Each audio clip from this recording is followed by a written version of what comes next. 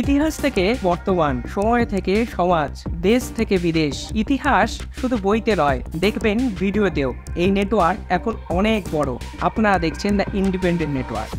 রবীন্দ্রনাথ ঠাকুর এই বাংলাদেশকে নিয়ে লিখেছিলেন, আমার সোনার বাংলা, আমি তোমায় ভালোবাসি। কিন্তু শেষ 20 দিন ধরে বাংলাদেশের যে চিত্র গোটা বিশ্ব দেখল, তাতে কি বলা যায় এই রক্তস্নাত বাংলাকে আমরা ভালোবাসি? কোটা আন্দোলনকে কেন্দ্র করে ছাত্রদের যে আন্দোলন সারা বিশ্ব দেখল, তা মোটেই আমরা কি ভালোবাসতে পারবো? নিঃসন্দেহে নয়। অনেকে বলছেন অরাজনৈতিক ব্যক্তিত্বদের দ্বারা শুরু হওয়া এই আন্দোলন বর্তমানে বাংলাদেশের প্রধান সরকার বিরোধী আন্দোলন রূপে গোটা বিশ্বের কাছে এস্টাবলিশড হলো। শুধু তাই নয়, উল্লেখযোগ্য বিষয় হলো এই আন্দোলনে উঠল ভারত বিরোধী স্লোগান। আপনারা জানেন, বাংলাদেশে ভারতীয় পণ্য নিয়ে যে আন্দোলন কিছুদিন আগে দেখা গেছিল, এই আন্দোলনই নাকি তারই কোথাও গিয়ে একটা এক্সটেনশন। কিন্তু কেন ভারত বিরোধী স্লোগান উঠল এই বাংলাদেশের কোটা আন্দোলনে? কেন ছাত্রদের সৎ মনোভাবে শুরু হওয়া এই আন্দোলন পরিণত হলো রাজনৈতিক আন্দোলনে? সত্যি কি আজ এই রাজনৈতিক আন্দোলনে ব্যবহার করা হচ্ছে বাংলাদেশের কোটা আন্দোলন? অনেক প্রশ্নের উত্তর দেব এই ভিডিওতে। ভিডিওটি শেষ অবধি দেখুন। আপনারা দেখছেন দ্য ইন্ডিপেন্ডেন্ট নেটওয়ার্ক, আমি শিবম। কোটা বিরোধী আন্দোলনে অগ্নিগর্ভ বাংলাদেশ। ছাত্রলীগ, আওয়ামী লীগের নেতাদের সঙ্গে পুলিশের সংঘর্ষ, প্রাণ হারিয়েছে প্রায় 100 জনের বেশি ছাত্রছাত্রীরা। সমাজের বিভিন্ন স্তরে হচ্ছে প্রতিবাদ এবং বিক্ষোভ। কেউ গান লিখছেন, কেউ কবিতা, কেউ আবার সোশ্যাল নেটওয়ার্কে উগরে দিচ্ছেন ক্ষোভ। উল্লেখযোগ্য বিষয়, এই বাংলাদেশে ছাত্রীদের পাশে দাঁড়িয়েছেন এই ভারতের একাধিক ছাত্র সংগঠনও। অনেকে মনে করছেন এই ছাত্র আন্দোলন ক্রমেই পরিণত হয়েছে রাজনৈতিক আন্দোলনে। কিন্তু যতই রাজনীতি মিশে যাক এই আন্দোলনের সঙ্গে, কোটা নামক যে শব্দটি বাংলাদেশকে গ্রাস করেছে, তা কি অস্বীকার করতে পারবে কেউ? এখন প্রশ্ন হলো, কি এই কোটা? ঠিক কোন কোটা সিস্টেমের বিরুদ্ধে বাংলাদেশের এই নবজাগরণ? অনেকে বলছেন সরকার যদি এই আন্দোলনকে মান্যতা দেয়, তাহলে বাংলাদেশের ভবিষ্যৎ প্রজন্ম আমূলভাবে বদলে যেতে পারে। সরকার বলেছেন সুপ্রিম কোর্টে আগে থেকেই চলছে এই কোটা আন্দোলনের বিচার প্রক্রিয়া, তাই সরকার নাকি কোনোভাবেই এই বিষয়টিতে হস্তক্ষেপ করতে পারে না। আপনারা অনেকেই জানেন, বাংলাদেশ হাইকোর্টের যে রায় বেরিয়েছিল তা এই ছাত্রদের বিপক্ষেই গেছিল। ঠিক তখন থেকেই পুঞ্জীভূত ক্ষোভের জন্ম হয়েছিল, যা দাবানল আকারে ঝরে পড়ল ঢাকা সহ বাংলাদেশের বিস্তীর্ণ অঞ্চলে, যার পোশাকি নাম ছাত্রদের কোটা আন্দোলন। সমাজের পিছিয়ে পড়া বা অনগ্রসর মানুষের মূল ধারায় অন্তর্ভুক্ত করার জন্য শুরু হয়েছিল কোটা। সরকারি চাকরিতে ভারতীয়দের জন্য কোটার ব্যবস্থা ছিল। বাংলাদেশের স্বাধীনতার পর থেকেই এই কোটা ব্যবস্থা চালু করা হয়। দেশটিতে প্রথম ও দ্বিতীয় শ্রেণীর সরকারি চাকরি নিয়োগের ক্ষেত্রে 30% মুক্তিযোদ্ধা কোটা সহ মোট 56% নিয়োগই হয় কোটা থেকে। বাকি 44% নিয়োগ হয় সাধারণ চাকরি প্রার্থীদের মধ্যে থেকে। অর্থাৎ হিসেব করলে দেখা যায় এই সব কোটার কারণেই প্রকৃত মেধাবীরাই ক্রমেই সংখ্যালঘু হয়ে পড়ছে। এই কোটার 56% আছে দীর্ঘ এক শ্রেণীর মানুষের মধ্যে, যার মধ্যে 10% কোটা সংরক্ষিত করা আছে নারীদের জন্য। শেখ হাসিনা নিজেই বলেছেন তিনি ওম্যান এম্পাওয়ারমেন্টে বিশ্বাসী, অর্থাৎ সেনাবাহিনী থেকে বাংলাদেশে নৌবাহিনী বা পুলিশ সর্বত্রই মেয়েদের আধিপত্য বিস্তার করতে চান বাংলাদেশের প্রধানমন্ত্রী শেখ হাসিনা। এই 10% নারী কোটার পাশাপাশি 16% কোটা আছে জেলা কোটা, অর্থাৎ নির্দিষ্ট জেলাভিত্তিক নিয়োগের ক্ষেত্রে সেই জেলার মানুষরা বা ছাত্ররা সুযোগ সুবিধা পান। 1% কোটা রিজার্ভ করা আছেন প্রতিবন্ধীদের জন্য, অর্থাৎ কোটার সর্বশেষ বা সর্বমোট মূল্যায়ন দাঁড়ায় 26%। কিন্তু উল্লেখযোগ্যভাবে দেখবেন, বাংলাদেশের যে কোটা সিস্টেম, এই 26%-এর অধিক অর্থাৎ বেশি আছে মুক্তিযোদ্ধাদের জন্য। সংখ্যাটা কত জানেন? 30%। অর্থাৎ 30% কোটা পার্টিকুলারলি রাখা হয়েছে মুক্তিযোদ্ধাদের পরিবারের জন্য। বাংলাদেশ মানুষদের অভিযোগ, এই মুক্তিযুদ্ধ কোটাই নাকি দুর্নীতি করে বিভিন্ন ক্ষেত্রে অসৎ উপায়ে ব্যবহার করেন এক শ্রেণীর মানুষ। এই 56% বাইরে বাকি 44% কোটার সুযোগ সুবিধা পান সাধারণ ছাত্রছাত্রীরা। অর্থাৎ এই কোটা সিস্টেম বাংলাদেশের জেনারেল ক্যাটাগরি সাধারণ ছাত্রছাত্রীদেরই ক্রমেই সংখ্যালঘু করে তুলেছে। আর এখানে আন্দোলনের সূত্রপাত। অনেকে বলছেন এই মুক্তিযোদ্ধা কোটা না থাকলে নাকি বাংলাদেশের ছাত্র আন্দোলনের প্রয়োজনই হতো না। কিন্তু কিভাবে এলো এই কোটা ব্যবস্থা? আপনারা শুনলে অবাক হবেন, বাংলাদেশের মুক্তিযোদ্ধাদের অধিকাংশই ছিল গ্রামের সাধারণ জনগণ, যারা তৎকালীন সময়ে সরকারি চাকরি থেকে শুরু করে সকল ধরনের সুযোগ সুবিধা থেকে বঞ্চিত ছিল। একই সঙ্গে মুক্তিযুদ্ধে অনেকেই শহীদ হয়েছিলেন, আবার কেউ বা হাত পা হারিয়ে পঙ্গু হয়েছিলেন। যারা শারীরিক সুস্থতা নিয়ে বেঁচেছিলেন তাদেরও অর্থনৈতিক অবস্থা ছিল খুবই শোচনীয়। এমন অবস্থায় বাংলাদেশে মহান মুক্তিযুদ্ধে অংশগ্রহণকারী মুক্তিযোদ্ধারা যাতে কোনোভাবে অবহেলিত না হয় তার জন্যই এই কোটা সিস্টেম চালু করা হয়েছিল। তবে অনেক মুক্তিযোদ্ধাই শিক্ষিত ছিলেন না, আবার অনেক মুক্তিযোদ্ধাদের সরকারি চাকরি করার মতো বয়স বা যোগ্যতা কোনোটাই ছিল না। সেক্ষেত্রে মুক্তিযোদ্ধাদের সন্তানদেরও সরকারি চাকরিতে অন্তর্ভুক্ত করা হয়। কিন্তু ধীরে ধীরে এই মুক্তিযোদ্ধা কোটা তাদের তৃতীয় প্রজন্মরাও অর্থাৎ মুক্তিযোদ্ধাদের নাতি নাতনিরাও ব্যবহার করতে শুরু করে। আর এখান থেকেই এই কোটা নিয়ে যাবতীয় বিতর্কের শুরু। ছাত্রছাত্রীরা বলছেন সমাজের পিছিয়ে পড়া বা অনগ্রসর শ্রেণীর জন্য যে কোটার কথা বাংলাদেশের সংবিধানে উল্লেখ আছে সেখানে মুক্তিযোদ্ধাদের কোটার কথা উল্লেখ নেই, কিংবা এই বর্তমান মুক্তিযোদ্ধাদের পরিবারের সদস্যরা কেউই আর দরিদ্র বা পিছিয়ে পড়া শ্রেণীর মধ্যে পড়েন না। তাহলে কোন স্বার্থে, কিসের জন্য সাধারণ ছাত্রছাত্রীদের এই সিস্টেমকে ব্যবহার করে তারা সুযোগ সুবিধা নিয়ে যাবেন কয়েক প্রজন্ম ধরে? কেনই বা সাধারণ পিছিয়ে পড়া অনগ্রসর শ্রেণীর মানুষেরা বা ছাত্ররা কিংবা দরিদ্র ছাত্রছাত্রীরা এই সুযোগ সুবিধা পাবেন না? আপনারা আরও জেনে অবাক হবেন, বাংলাদেশের এক শ্রেণীর মানুষ, বুদ্ধিজীবী, শিক্ষক শিক্ষিকা কিংবা গায়করাও এই ছাত্র আন্দোলনের পাশে দাঁড়িয়েছেন। তাদের সকলেরই অভিমত মেধাকেই গুরুত্ব দেওয়া হোক সরকারি চাকরির ক্ষেত্রে।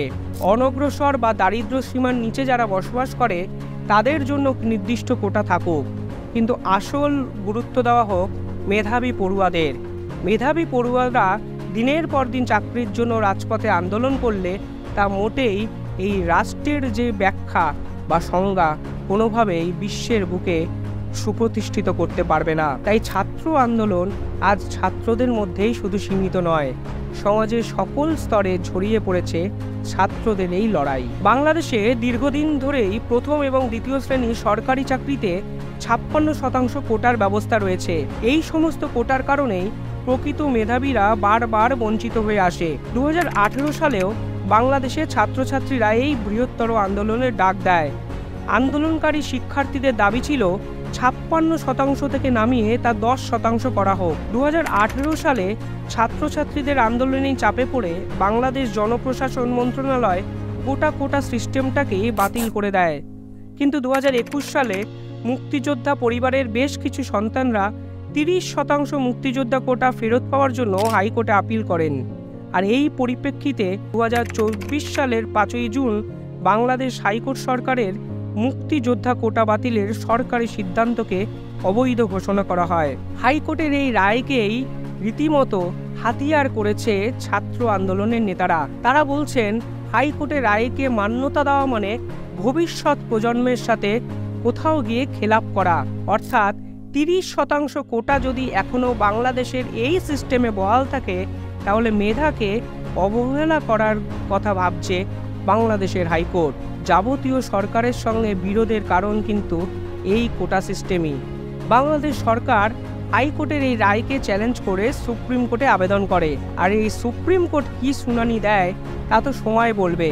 কিন্তু সুপ্রিম কোর্টে যাওয়ার আগেই এই আন্দোলন নিঃসন্দেহে বাংলাদেশ প্রশাসন এবং সরকারকে নির্মমভাবে নাড়িয়ে দেয়।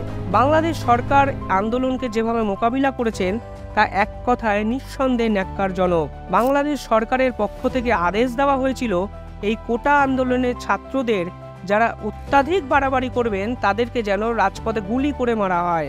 ভারত থেকে একাধিক ট্যাঙ্কারও গিয়ে বাংলাদেশ সেনাবাহিনীকে সাহায্য করে। তবে ন্যায্য আন্দোলন, চাকরির দাবিতে রাজপথ করা রক্তক্ষয়ী বিপ্লব 105টা তরতাজা তরুণ প্রাণকে কেড়ে নিলে এক্ষেত্রে বাংলাদেশ প্রধানমন্ত্রী শেখ হাসিনার ভূমিকা কি হতে পারত? প্রথমেই জানাই, এই আন্দোলনকে রাজনৈতিক দৃষ্টিকোণ থেকে দেখেছিল শেখ হাসিনার সরকার। আন্দোলনকারীদের প্রতিপক্ষ বলে মনে করেছিল আওয়ামী লীগ। এই আন্দোলন যাতে কোনোভাবে সরকারকে নড়বড়ে করে না দেয়, তার জন্য তারা অতিরিক্ত সতর্ক হয়েছিল প্রথম থেকেই। এর আগে 2018 সালে কোটা বিরোধী আন্দোলনকেও আওয়ামী লীগ সরকার রাজনৈতিক দৃষ্টিকোণ দিয়ে বিবেচনা করেছিল।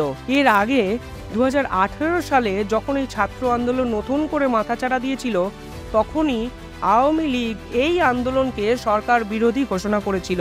2024-এও এর ব্যতিক্রম হয়নি। অর্থাৎ শেখ হাসিনা সরকার প্রথম থেকেই এই আন্দোলন বিরোধী রাজনৈতিক আন্দোলন বা বিরোধী দলের যোগসাজশ সম্পর্কে বড় প্রশ্নচিহ্ন তুলে দিয়েছিল প্রকাশ্যে। ফলে ছাত্র আন্দোলন নেতারা সরকারের বিরুদ্ধে আরও ক্ষেপে যান। অনেকে বলেন রাজাকার তারা, অর্থাৎ দেশের বিশ্বাসঘাতক। আপনারা জানলে অবাক হবেন, শেখ হাসিনা প্রেস কনফারেন্সে এই প্রশ্নটাই তুলেছিল ছাত্র আন্দোলনকারীদের বিরুদ্ধে। তিনি বলেছিলেন, যদি মুক্তিযোদ্ধাদেরকে অপমান করা হয় তাহলে কি রাজাকারদের প্রশ্রয় দেবে দেশ? অর্থাৎ মুক্তিযোদ্ধাদের বিরুদ্ধে যারা আন্দোলন করছে তারা এক শ্রেণীর রাজাকার, এরকমই ধারণা ছাত্র নেতাদের। বর্তমান পরিস্থিতি এমন পর্যায়ে চলে গেছে যে যতই চাপ বাড়াবে সরকার, ততই যেন আন্দোলনে ঝাঁজ বাড়ছে। এই আন্দোলনকে যেন কোনোভাবেই দমন করা যাচ্ছে না। তবে গোটা বিষয়টিতে শেখ হাসিনার ভূমিকা রয়েছে বলে মনে করছেন বিশেষজ্ঞরা। বাংলাদেশের শিক্ষামহল মনে করছে কোটার বিষয়টি খুব একটা সরল নয়, এতে অনেক জটিলতা আছে। অনগ্রসরদের মূল স্রোতে তুলে আনার লক্ষ্যেই চালু হয়েছিল এই ব্যবস্থা। মুক্তিযোদ্ধা কোটা মুক্তিযোদ্ধাদের তৃতীয় প্রজন্ম কেন ভোগ করছে সেই নিয়েও জটিলতা আছেন। হাসিনা বলেছেন, আদালতের নির্দেশের উপর তাদের কিছু করার নেই। তবে সকলের সঙ্গে কথা বলে কোটা ব্যবস্থার সংস্কার করে একটি বিশেষ বিজ্ঞপ্তি জারি করতে পারেন হাসিনা, এরকমই মনে করেছিলেন বাংলাদেশের আইনজীবীরা। তবে শেখ হাসিনা এরকম কিছুই করেননি, পুরো বলটাই ঠেলে দিয়েছেন সুপ্রিম কোর্টের দিকে। উল্লেখযোগ্যভাবে ভারতের এক শ্রেণী এই আন্দোলনের বিপক্ষে গেছেন, তার কারণও তারা দিয়েছেন বিভিন্ন মাধ্যমে। এই আন্দোলনের যে ভিডিও ভাইরাল হয়েছে সেখানে বহু ক্ষেত্রে শোনা গেছে ভারত বিরোধী স্লোগান। আপনারা জানেন, কিছুদিন আগে এই বাংলাদেশে ভারতীয় পণ্যের ব্যবহারের জন্য প্রশ্নচিহ্ন তুলেছিলেন বিরোধী দলগুলো। অর্থাৎ বাংলাদেশে যেন কোনোভাবে ভারতের পণ্য বিক্রয় না করা যায় তার জন্য আন্দোলনও করেছিলেন এক শ্রেণীর বাংলাদেশিরা। এরপরে ছাত্র আন্দোলনে ভারত বিরোধী স্লোগান। নিঃসন্দেহে দুই দেশের যে কূটনৈতিক সম্পর্ক তা ভবিষ্যতে প্রভাব বিস্তার করতেই পারেন। আপনারা জানেন, বাংলাদেশের সাথে ভারতের প্রধানমন্ত্রী নরেন্দ্র মোদীর সুসম্পর্ক বিশ্ববন্দিত, আর তার জন্যই বাংলাদেশের ভিতর দিয়ে ভারতীয় রেলও শুরু করতে চলেছে ভারত সরকার। কিন্তু এই আন্দোলনে ভারত বিরোধী যে স্লোগান দেওয়া হলো তাতে সরকার কুলু পাঠলেও নিঃসন্দেহে ভবিষ্যতে ভারত সরকার আরও একবার বাংলাদেশের সঙ্গে সম্পর্ক রক্ষার জন্য দ্বিতীয়বার ভাবতে পারে। শুধু তাই নয়, যারা চিকিৎসা করাতে ভারতে আসেন তাদের কোনোদিনই ভারত সরকার ফিরিয়ে দেননি। শুধু চিকিৎসা নয়, একাধিক পণ্যজাত বিষয় বিক্রয় এবং সাম্প্রতিককালে তিস্তা জলবন্টন চুক্তি। বাংলাদেশ বিভিন্নভাবে ভারতের উপর নির্ভরশীল, কিন্তু এই আন্দোলনে কিছু ক্ষেত্রে ভারতকে যেভাবে শত্রু বানিয়ে দেওয়া হয়েছে তা নিঃসন্দেহে বহু বাংলাদেশিরাই সমর্থন করছে না। শেখ হাসিনা পরিষ্কারভাবে বলেছেন, মুক্তিযুদ্ধের সময় ভারতীয়রা দিনের পর দিন সেনা পাঠিয়েছে বাংলাদেশে। শুধু তাই নয়, একবার মুক্তিযুদ্ধ জয়লাভ করার পর ভারত সরকার প্রতিশ্রুতি মতো সেই সেনা নিজের দেশে ফিরিয়েও নিয়েছেন। তাই কোনোভাবেই ভারত সরকার বাংলাদেশের শত্রু নয়। কিন্তু ছাত্র নেতাদের বা এক শ্রেণীর আন্দোলনকারীদের এহেন ভারত বিরোধী আন্দোলন ভারতীয়দের মধ্যেও নতুন করে প্রশ্নচিহ্ন তুলে দিয়েছে। সাম্প্রতিককালে ক্রিকেট নিয়ে দুই দেশের শত্রুতার কথা আমরা সকলেই জানি। সোশ্যাল নেটওয়ার্কে একাধিকভাবে ভারতীয়দের বিরুদ্ধে বিষোদ্গার করা কিছু বাংলাদেশিদের যেন এখন কারসাজি বলা চলে। কিন্তু সব কিছু ছাপিয়ে এই ছাত্র আন্দোলনে ভারত বিরোধী স্লোগান নিঃসন্দেহে বহু ভারতীয়কেও আঘাত করেছে। অনেকে বলছেন যারা এই স্লোগান দিয়েছেন তারা কতিপয় কিছু ব্যক্তি, ভারতীয়রাও সেটাই বিশ্বাস করেন। তাই হয়তো এই আন্দোলনের সপক্ষে এই কলকাতার রাজপথও উত্তাল করেছে বাম সংগঠন।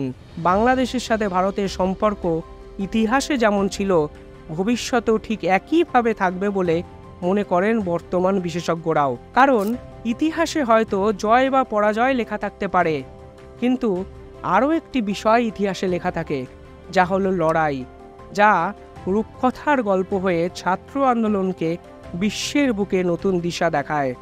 প্রশ্ন এটাই, এই ছাত্র আন্দোলন দেখে কি ভারতীয়রা ভারতীয়দের মধ্যে যে কোটা সিস্টেমে জন্ম দিয়েছেন তার বিরুদ্ধে গর্জে উঠবেন? প্রশ্ন থাকলো এই ভারত বিরোধী স্লোগান ভবিষ্যতে দুই দেশের সম্পর্ককে কোন পথে ধাবিত করবে? তবে সব প্রশ্নের উত্তর দেবে সময়। দেখতে থাকুন দ্য ইন্ডিপেন্ডেন্ট নেটওয়ার্ক। কমেন্টে জানাবেন এই কোটা আন্দোলন নিয়ে আপনারা কি ভাবছেন।